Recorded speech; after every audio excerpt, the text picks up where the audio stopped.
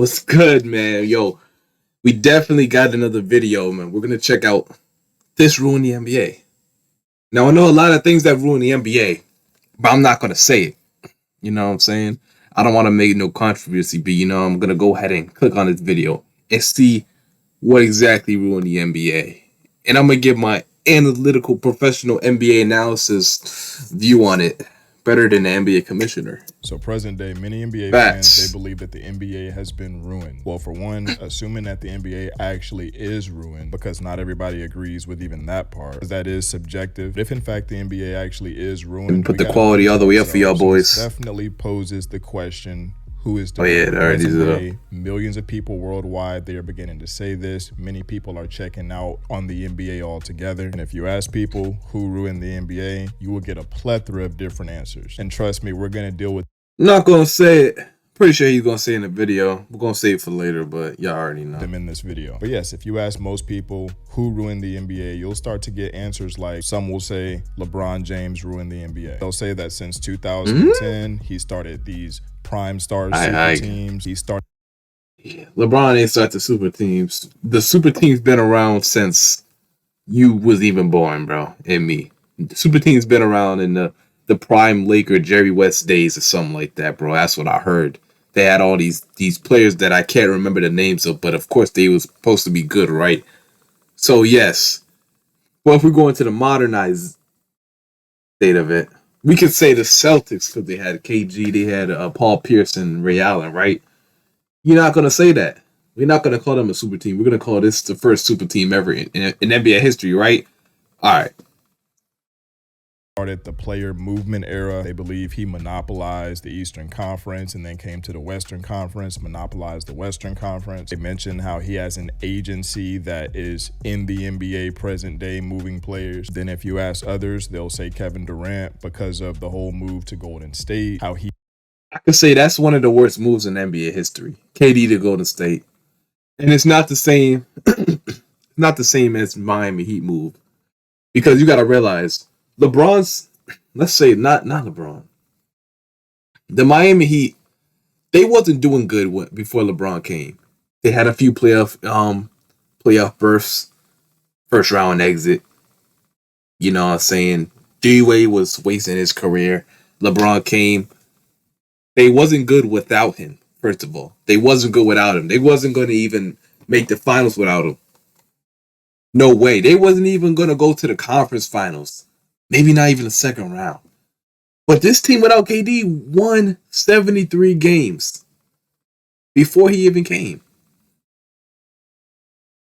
And the team made the finals in 2019 without him. He was going for like a whole... I think he was going for like a whole series, right? Western Conference Finals. And part of the second round. He against lost Houston, to I think. Team, then went to the team that beat him, paired himself Still made the with finals. MVP, It's not the same thing. who actually won the MVP award more times than he had. They'll say that he went to a team that was 73-9. They'll say that during that time he monopolized the Western Conference and the NBA as a whole. That he pretty much did the same thing going now to Brooklyn, pairing with James Harden, Kyrie Irving, Blake Griffin, LaMarcus Aldridge, to a team in Brooklyn who, by the way, even before they got any of their stars, they were already doing pretty well. Obviously, they weren't competing for championships, but they were also doing pretty well. Also, people will say Steph Curry. When they bring up Steph Curry, they'll say that he ruined the NBA because he really ushered in this three-point era where every single team and player, they have reconstructed their offense to... I wouldn't say he ruined the NBA. That's his game, you know what I'm saying? You got to respect it. He shoots threes. You got to guard it. He didn't ruin the NBA. I can't sit here and say that I'd be a hypocrite. Really include the three-point shot in ways that was not done before Steph Curry really had his rise in the NBA. They'll say that Steph Curry, he's really led the NBA to a place where now every team just jacks up threes all game. And then you also have a great deal of people, and these are more so the people that have checked out on the NBA altogether. They don't even watch basketball anymore. Many people say that the social justice movements that really ruined the NBA. And stop it, bro. Stop it. I'm not even going to comment on that. Stop it. You know what I'm saying? Just, please stop. Turn them off forever. I'll say the arguments that Bro, whoever stopped watching because of that, thank you. We don't need you here. Thank you. I'm glad you stopped watching. I'm glad you stopped watching. We don't need you anyway. Whoever stopped watching NBA because of that movement, good. It's good. I'm glad.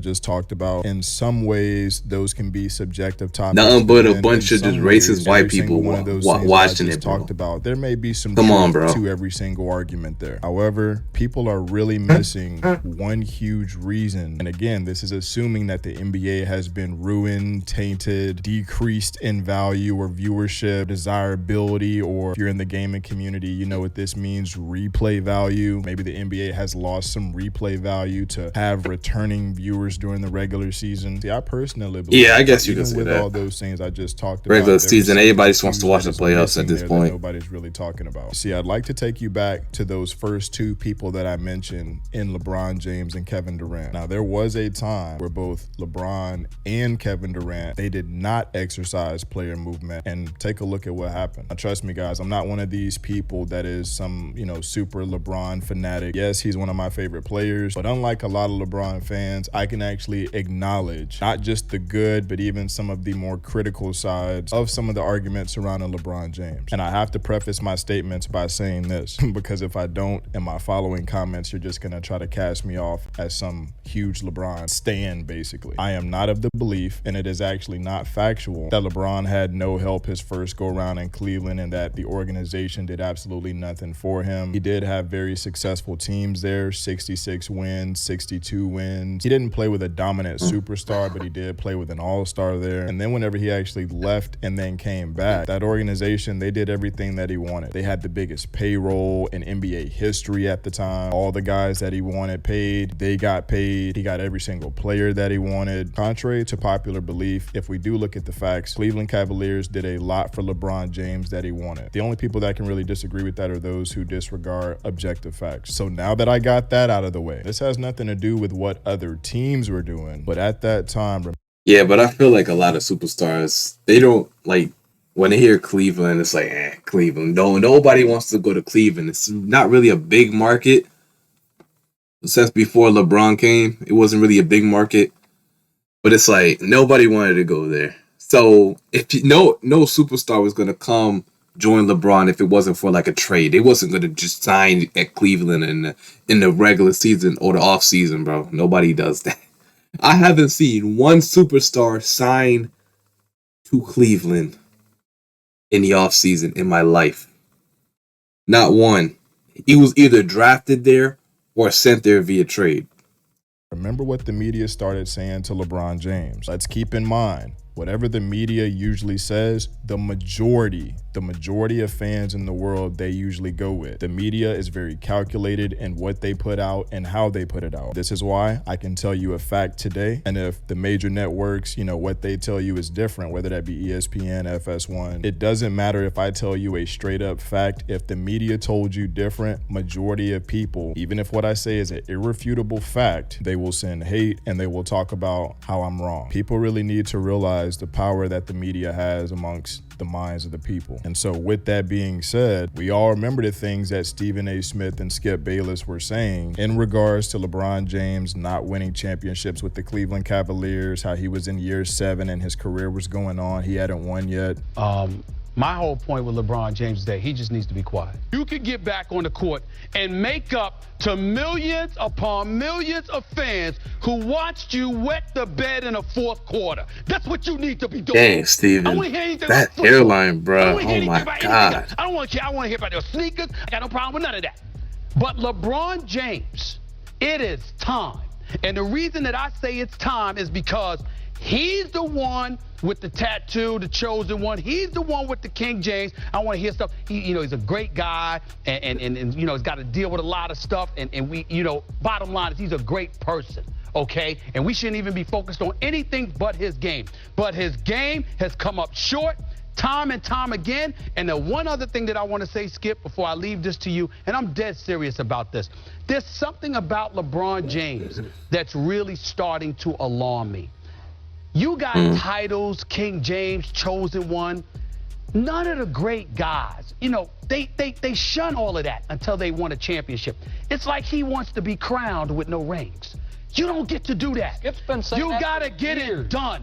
Dang, I've been holding Throwback off on it because Thursday. I disagreed with Skip totally. Jeez, But now look at to him. lose, I don't understand it. Champions don't do that. They just don't. That's what I wanted to Sounds say. familiar. But now, LeBron James has given substance and credence to the argument that Skip Bayless was making about Yeah, him. he has. Who defended him all of these years? You have. It's too much, man. It's just too much. Other issue, like I talked to before, is I've spoken to champions. I've spoken to Hall of Famers throughout my career. I agree and with they that. talk about the price that they paid in order to win, to be crowned champions. Right. And this guy is walking around like he won the title. It bothers me. Enough. You got to get it done. Period. No more excuses. No more. I don't care about what products you sell. I don't care about what you do through November, through May, assuming there's going to be a game. I care about what you're going to do. Before I even in started terms of watching rings on your basketball for finger. real. So Skip Bayless, myself, and everybody else can shut up. It is time. I'm tired of this man being celebrated. For what? We know 12 you're years great. old How back about then, winning? right? Yep, 12 Win years for old. what? Just win. However, when you look at the odds stacked against Dirk Nowitzki, you know how inexcusable it would be for LeBron James to get back to the NBA Finals after everything we've celebrated about him. And it's not just the decision. It's not just the way he handled it. It's not the Miami Heat being the evil empire, the NBA this year. It's everything that LeBron James has represented before he even walked into this league. Being recognized as King James, being the heir apparent, being marketed that way, doing all the things that he's done throughout his career to get to the finals and lose again. I don't think there's any question about it. LeBron James needs this more than Dirk Nowitzki, because if Dirk Nowitzki loses, we sit there and we look at it and we understand it to some degree. Nobody wants to give Miami any excuses, any cushion to fall under. Trust me, LeBron James loses this, he's going to feel it more than if Dirk Nowitzki loses and what he Okay, but he raised the white flag first, and you could see it. You could see it when they stopped fouling. This the whole man team put the Skip, white bro. flag up. It was something. This man Skippy's so annoying, bro. I remember waking up the day after a big game back in Cleveland versus Warrior Finals, bro. I would tune in to every one of these shows. This man be so annoying, having the worst takes on human earth. I don't think he ever hit a take yet. This man has the worst takes I have ever. Bro, you would think he's like a Twitter troll, the way he be having takes. The way his takes sound, you would think he's just a Twitter troll. I think everybody was stunned as they watched that. All right, how much? Not even on ultimately, LeBron, how much but just damage did everything. LeBron James do to his reputation with this series of basketball? Look, obviously, for me, as you well know, all too well, it just confirmed everything I've been saying about him for 3 or 4 years on this show. And so much of it I've been criticized for because I've been unfair. Truth is, from the start, I saw Batman talent, supreme talent, the biggest talent I've ever seen in the NBA. But the intangibles are much closer to Robin.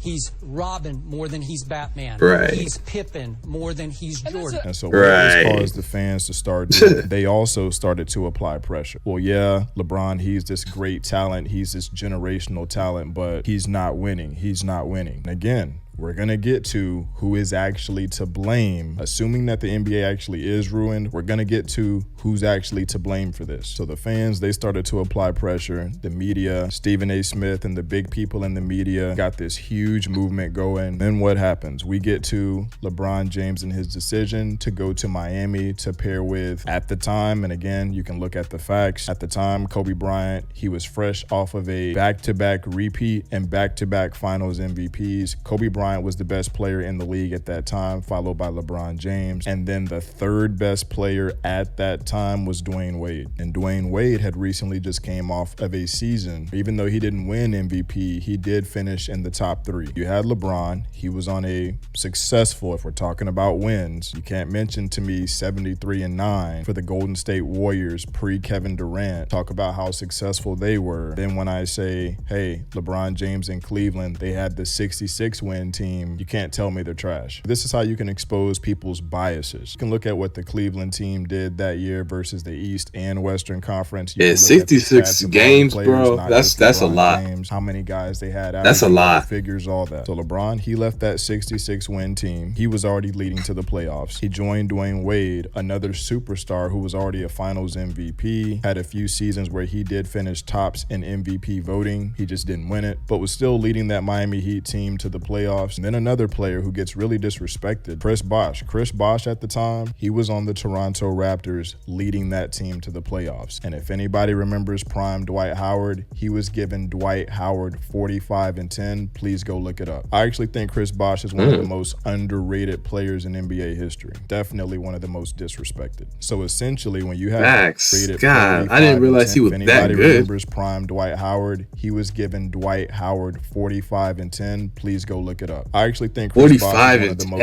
underrated players in NBA history. Definitely one of the most disrespected. So essentially, when you have three guys coming together in one conference who were all leading their teams to the playoffs, just by default, that's monopolizing that conference. That is a lot of people, they'll talk about the no help narrative, but they won't talk about how guys like Derrick Rose was getting ganged up on, things of this nature. So what happened? The Miami Heat, they lost that first year in the finals to everybody's surprise. The Dallas Mavericks in 2011, not just in the finals, just in general, had one of the best runs in NBA history. But then after that, the Miami Heat, they do go back-to-back. LeBron James, he gets back-to-back finals MVPs, and then the media and the fans, they are finally off. They're off his back. Start getting the Jordan comparisons, all that. But see, around this time, another player was coming up by the name of Kevin Durant. He was with that team even whenever they were called the Supersonics. And, you know, kind of like Golden State, the Oklahoma City Thunder, they really built through the draft. They got KD through the draft. They got Russell Westbrook through the draft. They got James Harden, Serge Ibaka. I mean, literally, outside of the Golden State Warriors, that's pretty much one of the only teams that you can say really came up and grew their core, their all-stars, all that through the draft.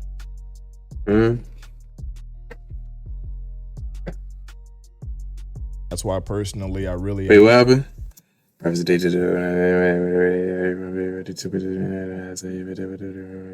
Will win championships in our... Okay.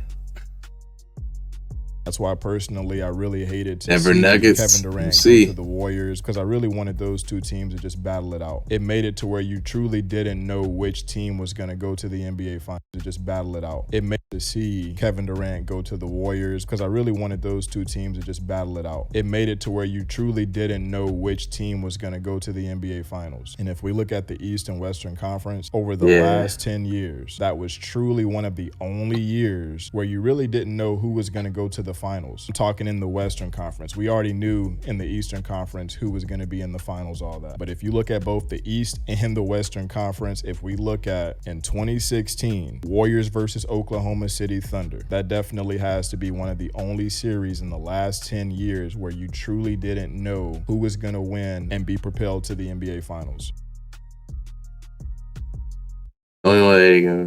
Yeah, Golden State versus Houston Rockets. But it was only that 1 year. And when Chris Paul went down, it was wraps. Yeah, they pushed KD to 7 games. It would blow out the Warriors against 7 that. Bro, imagine if I stand by this to this day, bro. If Houston beat the Warriors in that game 7, LeBron will have 5 rings right now, bro. He'll get the Warriors out of there. Honestly, I think so. I think because he was playing, bro, LeBron was different in 2018. He was playing different, bro.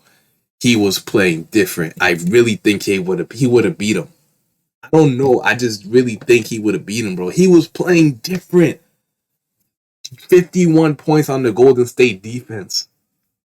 Mike D'Antoni, he doesn't care about defense. They did have good defensive players, in 2018. They had good defense. But I just don't think he would have got it done. I think LeBron would have won in the Cavs, bro. I'm trying to tell you, bro. LeBron was just different. It's just that Golden State was so good, you know what I'm saying? And JR had that blunder play. I really don't think that happens if he plays Houston. I really don't think that happens, With the bro. Thunder and KD, they You lost. guys can say what you want. When that happened, and even before that happened, this is what was starting to be said of Kevin Durant. For some reason, when LeBron James is on the same court as Kevin Durant, things don't seem to go Kevin Durant's way. If we're really being honest about it, Kevin Durant is a superstar. He's averages better than 27. He can drop 40 in his sleep. He's 6'10 with a 7'6 wingspan. He's got a handle, a crossover, can pull up from 30. Yet somehow, some way, whenever he's going against LeBron, it's strange because he always gets decent numbers. He did. But impact is limited. He fills the stat sheets, but impact is absent. Somehow, some way, for some reason, whenever he goes up against LeBron, that happens. LeBron has won 13 of the last 16 regular season meetings, if I remember correctly. At some point in time, when you are a superstar, you got to get tired of losing to a particular individual. It's got to annoy you. It's got to get on your nerves. It's got to ruffle your feathers. It did. That's why you went to Golden State. Get that impression that losing to LeBron has affected Kevin Durant that way. And that, to me, is probably the biggest component of it all. Oh, you know what? He's going to go down as just a scorer. He's not really winning championships. He needs to get away from Russell Westbrook. He needs to stop defending Russell Westbrook. Kevin Durant doesn't really want to win. He just wants to score. He decides, he has his decision, and he goes to the Golden State Warriors, a team that before him was homegrown. All three of their all-stars drafted to the Warriors. Not only drafted, they developed these players because all three of the players on the Warriors, to the mass public, nobody expected Steph, Clay, or Draymond to become what they became. The only person who said that Steph Curry was going to be the best shooter of all time while he was in college was me. And I got teammates that can vouch that that is straight facts. I was talking about this in 2009. I said, this guy's going to be an MVP. He is going to be the best shooter in NBA history because of the repeatability of his stroke, and that he'll definitely be an NBA champion. So you pair Kevin Durant on a team that before him was homegrown and, became this really, really good team. Then you place KD on there, and now this thing is just supercharged. Kevin Durant was playing with a player in Steph Curry who, even with Kevin Durant on the team, Steph Curry was getting double and triple teamed both with and without the ball. Now, when Kevin Durant gets his championship, majority of fans, they still don't give him his props. They say, hey, you just paired with other all-stars to win your championships. Bro. You went to the team that beat you. You had to do it on a super team. You had to monopolize the NBA. Now, see, during all this time, you have both Kevin Durant and LeBron James, over the last 10 to 11 years, exercising player movement. We obviously know how clutch sports, how they played a part in getting Anthony Davis coming to the Lakers. All these things going on over the past 10 to 11 years. Meanwhile, think about this. What comes to your mind when you think about players like Carmelo Anthony, Damian Lillard, Giannis Antetokounmpo, Devin Booker? You see, these players and more, these are players that have also come up within the last 5 to 10 years who are truly great players themselves, but they don't get the type of credit that these other players get. And you know why? It's because they haven't won chips. Many fans talk about how they want loyalty. Well, what happened whenever Carmelo Anthony chose loyalty? He decided to stay with the New York Knicks. Many fans say, hey, he just ran and took the money. Carmelo doesn't want to win. Then the media, they began to repeat that as well. What happened when Damian Lillard, he decided to stay with the Portland Trail Blazers, and he talked about loyalty. Many of the fans, they said, yeah, this guy doesn't want to win. Don't they say the exact thing about Bradley Beal present day? Why is he going to choose loyalty over championships? Many of you clown Damian Lillard talking about, well, okay, you can be loyal while you just sit back and watch LeBron, KD, and others stack up championships. And many of you say the same things about Devin Booker and Giannis Antetokounmpo. You see, it's the fans. They need to realize, and obviously this is influenced greatly by the media as well, but see, people need to realize is that present day, the fans, you really put many of these players in a lose-lose situation. And you wonder why guys like Blake Griffin, he's going to the Nets, why Andre Drummond, he's going to the Lakers. You wonder why these crazy lose-lose situations are being put together and now not. But look, as long as you don't go and join a 73 to win team, you straight, bro. Like what Blake Griffin did was like bad.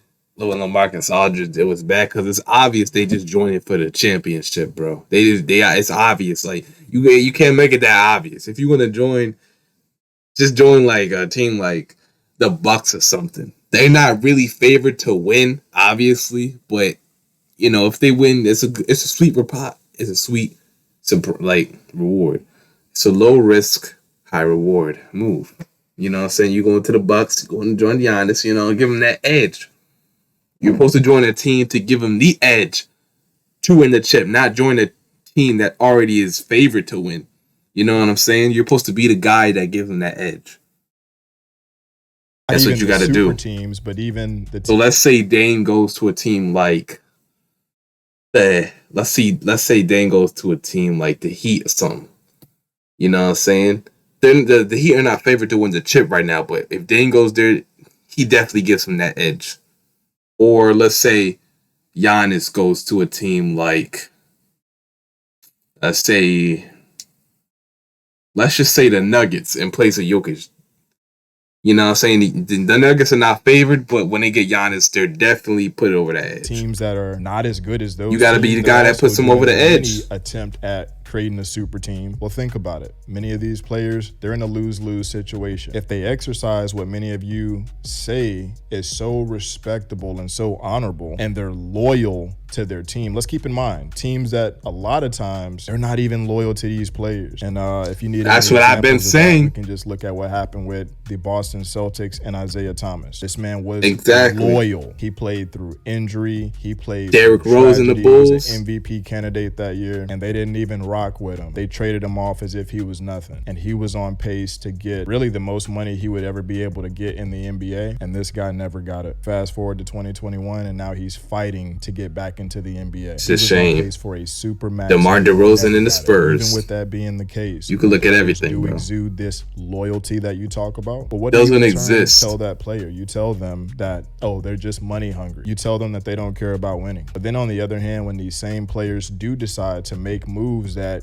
you don't like for whatever reason, then you talk about how they're not loyal. You talk about how their championships don't mean anything. You talk about how they can't win without building a super team. Talk about how KD and LeBron monopolize the NBA. They ruin the NBA, ruin the Eastern and Western Conference. And trust me, those are huge reasons why many, including myself, don't have much interest in NBA right now. So I'm not avoiding that. Cool.